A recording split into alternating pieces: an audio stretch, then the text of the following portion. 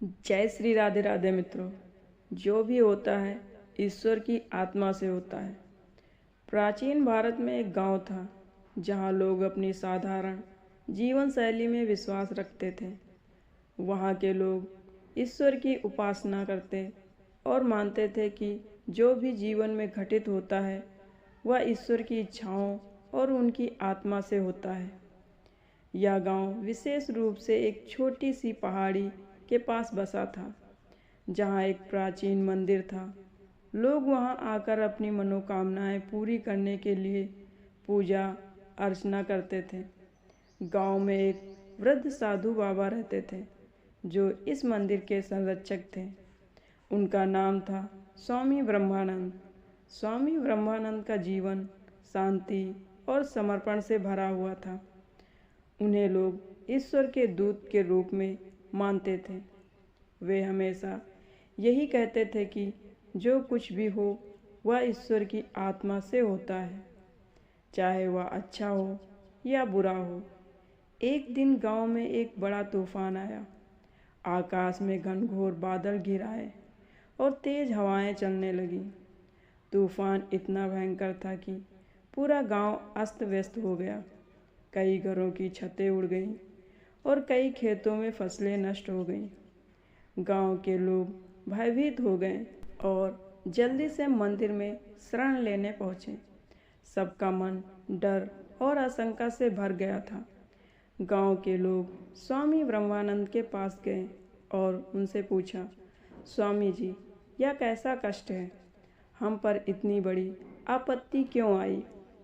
स्वामी ब्रह्मानंद मुस्कुराए और बोले, बच्चों, यह जो हुआ वह ईश्वर की इच्छा से हुआ है।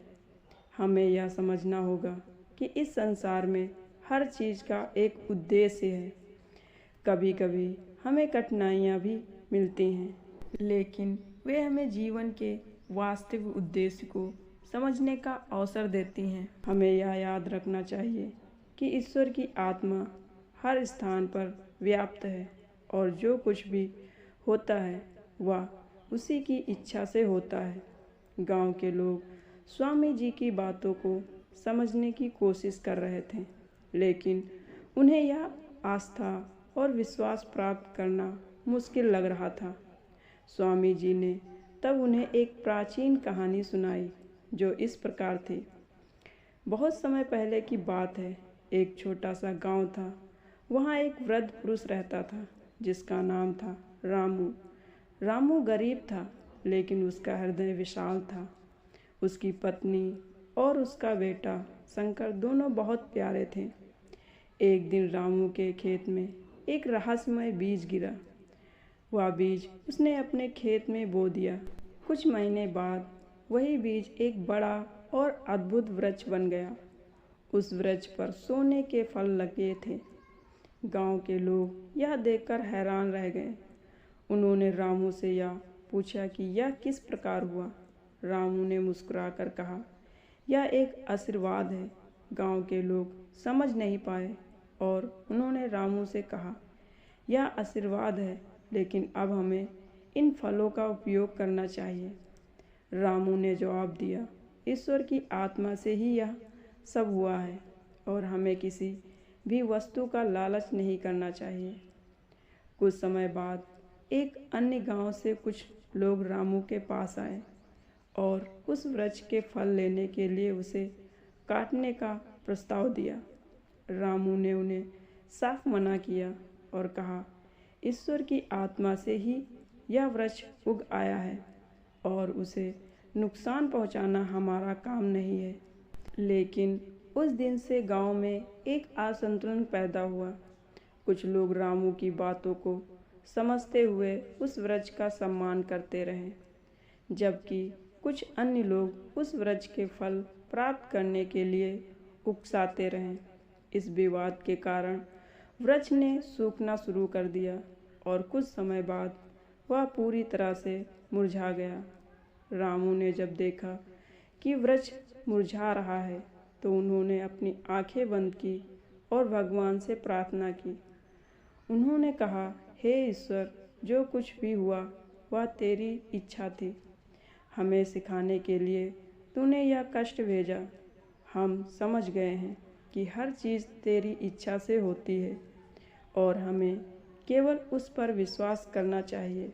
कुछ दिनों बाद वह सूखा हुआ वृक्ष फिर से हरा भरा हो गया और उसने फल देना शुरू किया।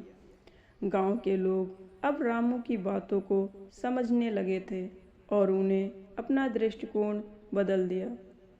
स्वामी ब्रह्मानंद ने यह कहानी समाप्त की और कहा, गांव वासियों, जैसे उस वृक्ष की कहानी है, वैसे ही हमारे जीवन की हर घटना भी ईश्वर की आत्मा से होती है।